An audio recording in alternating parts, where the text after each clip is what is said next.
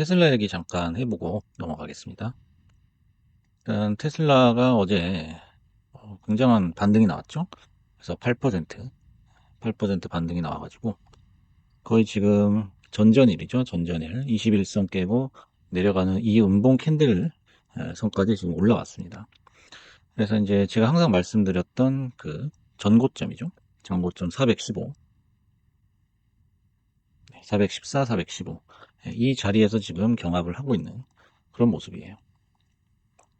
그래서 이제 그 테슬라가 여기서 위로 올라갈 수 있느냐, 아니면 여기서 꼬꾸라지느냐, 이 중요한 변곡점이 될 수 있을 것 같고요. 다음 주 월요일은 그 방향을 결정하는 아주 중요한 그런 포인트가 될 것 같습니다. 그래서 일단은 반등을 하긴 했지만, 이날이죠. 12월 31일 화요일에 캔들 전체를 다 감싸고 올라가지는 못했죠. 그래서 여기서 다시 한번 어떤 판단의 기로에 서 있는 그런 상태입니다. 그래서 오늘 제목은 테슬라 위냐 아래냐로 잡아봤습니다. 415달러 전고점 근방으로 다시 올려붙이는 모습을 보여주고 있다.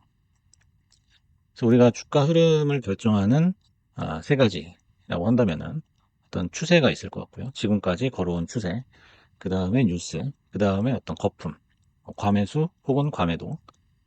그래서 이제 뉴스 한번 보시겠습니다. 뉴스는 뭐 그렇게 큰 뉴스가 있었던 건 아니에요. 그 전에 이제 뭐 테슬라 사이버 트럭이 폭발을 했다든지, 글로벌 어떤 판매 인도 대수가 줄어들었다든지 그런 안 좋은 뉴스도 있었지만은 급반등을 했어요. 작년에 중국 판매량은 역대 최고였다. 뭐 주가가 8% 급등했다. 또는 이제 월가에선 낙관론이 재부상했다. 하지, 음, 하지만 이게 이제 그 8%가 오른 그런 직접적인 이유는 아닌 것 같거든요. 그래서 제가 봤을 때는 일종의 그냥 기술적인 반등이다라는 거죠. 그래서 낙주매매라는 게 있어요. 낙주매매.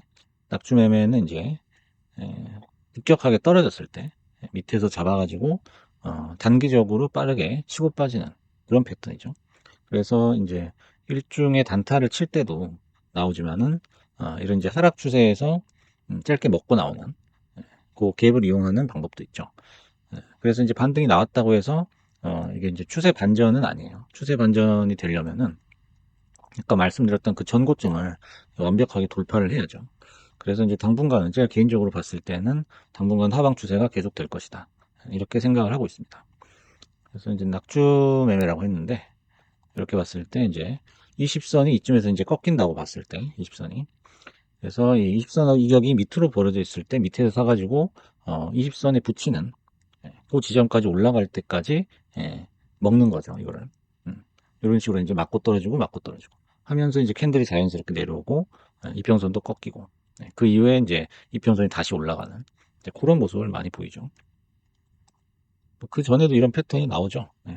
이렇게 보시면은 이렇게 낙주가 나오죠. 쭉 이렇게 개파락을 했을 때 이거하고 이제 21선이 너무 이격이 벌어져 있기 때문에 기술적인 반등이 나온단 말이죠. 그때 이런 식으로 이제 올려붙이는 모습이에요. 여기 지금 11선 맞고 떨어지는데 보통 21선을 맞고 다시 떨어지게 되죠. 그래서 이 추세라는 거는 굉장히 중요한 겁니다. 그래서 이제 추세와 어떤 그 거품 이런 걸 잘 과매수 이런 걸 잘 살펴봐야 되는 이유가 뭐냐면 우리가 어느 지점에서 샀을 때 가장 큰 손실을 보느냐라고 했을 때 이렇게 거품이 심하게 과매수가 심할 때 그때 이제 큰 손실을 보기가 쉽고 그다음에 이제 이런 거죠. 맞고 떨어지는 자리에서 이걸 반등으로 잘못 판단하고 착각을 하고 여기서 사게 되면 또 여기서도 많이 손실을 볼 수가 있다는 거예요. 그래서 추세라든지 과매수 구간 이거를 반드시 체크를 해야 된다는 거예요. 그래서 테슬라가 이제 뭐 이제 반등 나왔다. 이제 위로 또 올라갈 것이다. 이렇게만 이제 뭐랄까 너무 이렇게 좋게만 생각하는 거는 좋은 대응은 아닌 것 같아요. 그래서 이제 막 분위기가 뭐 쇼충 다 죽었다 뭐 이렇게 얘기하는데 월요일날 어떻게 될지는 모르는 거니까. 그리고 현재 이평선의 움직임으로 봤을 때는 분명히 하방을 지금 그리고 있기 때문에 월요일이 변곡점이 될 것이다 하는 거예요.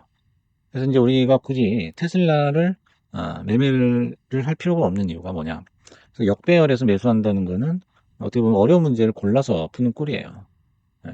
그래서 이제 어떤 한 문제만 풀면은 시험에 통과한다라고 가정을 했을 때 우리가 이제 시험 문제를 고를 수 있는 선택할 수 있는 권한이 있다고 쳐요. 그러면 우리는 쉬운 문제를 골라서 풀면 한 문제만 풀면 합격을 하는 거예요. 근데 굳이 어려운 문제를 골라가지고 풀 필요가 없다는 거죠. 그래서 이게 이제 역배열에서의 매매를 우리가 지향해야 된다는 거죠. 그래서 우리가 이제 사서 이제 물려 있어요. 만약에 물려 있는 상태에서 이런 경험을 아마 다들 하셨을 거예요. 물려 있는 상태에서 이제 본전이 왔는데 기가 막히게 그 본전에서 본전을 맞고 다시 떨어지는 예, 그런 경험을 아마 다 하셨을 거예요. 마치 내 평단가를 알고 있는 것처럼. 근데 이렇게 나올 수밖에 없는 게 최근에 이렇게 보시면은 이게 5일선을 이렇게 나타내고 있어요.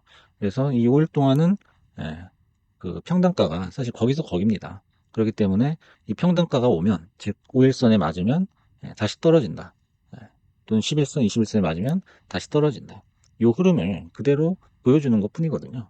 그래서 우리가 어, 본전 가기를 기도를 하고 있을 때 실제로 본전이 오면은 그 본전을 맞고 떨어지는 경험을 많이 하게 된다는 거예요.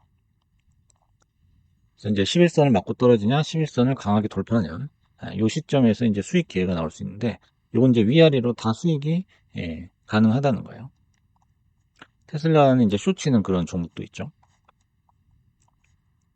보시면 이제 11선이 빨간 선인데, 빨간 선이 이제 다시 또 21선을 데드크로스, 하향 돌파하려고 지금 폼을 잡고 있단 말이죠. 이렇게 폼을 잡고 있어요. 이것까지 이제 역배열이 돼서 된 상태에서 이거를 이제 다시 반등을 못 시키면, 이렇게 쳐 올리지를 못하면은, 요거 이제 하방이라고 봐야 되거든요. 그래서 굉장히 묘하게 아슬아슬하게 지금 닿아 있는, 위로 닿아 있는 모습이에요. 그래서 이게 이제 하방 돌파를 하게 되면은 여기서는 어떤 프로그램적인 시그널이 나오지 않을까 합니다. 그래서 이제 낑낑대다가 못 올라가고 캔들마저도 하방으로 빠지게 된다. 라고 한다면 아마 숏이 유효할 것 같고요. 그 반대라면은 한동안 한 450까지는 그래도 롱이 나오지 않을까. 이런 생각이 들어요. 그래서 뭐 다시 한번 말씀드리지만 월요일이 굉장한 변곡점이고 이제 프리 장서부터 장 시작할 때까지는 항상 예의주시를 해야겠다. 이렇게 생각합니다. 그래서 지금은 이제 세 가지 정도의 어떤 선택지가 있어요. 우리가 시장에서. 굉장히 그 매매하기가 쉬운 양자 테마가 있고, 그다음에 안정적인 엔비디아 AI 로봇 테마가 있어요. 그래서 이제 엔비디아는 상승은 어느 정도 제한이 돼 있죠. 원체 이제 덩치가 크기 때문에. 그리고 이제 AI도 테마가 약간은 식은 느낌이기 때문에 어, 상승은 제한이 되어 있지만 이제 새롭게 휴머노이드 로봇 쪽으로 어떻게 좀 새롭게 치고 나오면서 그래도 좀 하방 경직성이 보이거든요. 그래서 하방에 좀 받쳐주면서 다시 이렇게 이평선 뚫고 올라오는 좋은 모습을 보여주고 있기 때문에 엔비디아도 뭐 나쁘지 않다고 봅니다. 이제 세 번째로 이제 테슬라가 있는데 테슬라는 굉장히 불안하고 그다음에 이평선이 꺾여 있고 그다음에 변동성이 굉장히 높기 때문에 그냥 매매 난이도로만 봤을 때는 테슬라가 지금 최악이에요. 그래서 우리가 테슬라 이름을 잘 안다고 해가지고 테슬라를 사야지. 그냥 뭐 단순하게 비전이 있으니까 테슬라를 사야지 해야 되는 시점은 아니라는 거죠. 그래서 오늘은 그 주가 흐름을 결정하는 세 가지 추세와 뉴스와 거품이 얼마나 중요하냐 요 얘기를 해봤고요. 그래서 월요일 날도 어떤 추가적인 뉴스가 나올지는 모르겠지만은 결국에는 이제 월요일에도 이 기술적인 반등 여부에 따라서 추세가 결정되지 않겠느냐 그렇게 생각합니다.